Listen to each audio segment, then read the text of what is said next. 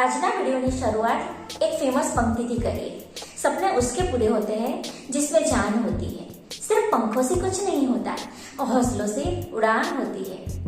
અહીં મન અને શરીર બંનેની વાત કરવામાં આવી છે। જીવન ત્યારે જ સુંદર બની શકે જ્યારે શરીર અને મન બંને વચ્ચે બેલેન્સ હોય। મન એટલું મજબૂત હોવું જોઈએ કે તે શરીરમાં જીવ રેડી શકે અને શરીરમાં ન્યુટ્રિશન જ ખાલી નાખવાથી એટલે કે હેલ્ધી ફૂડ ખાવાથી શરીર મજબૂત રહે છે એવું જરા પણ કહી શકાતું નથી।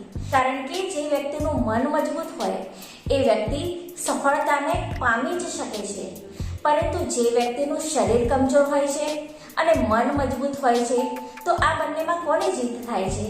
તો જે વ્યક્તિનું મનોબળ ખૂબ મજબૂત હોય છે એ વ્યક્તિ શરીરની નિર્બળતાને હરાવી શકે છે, પરંતુ જે વ્યક્તિ માત્ર અને માત્ર શરીરથી મજબૂત હોય છે અને મન એટલે કે મેન્ટલ હેલ્થ જેની સારી હોતી નથી એ વ્યક્તિ કંઈ જ કરી શકતું નથી।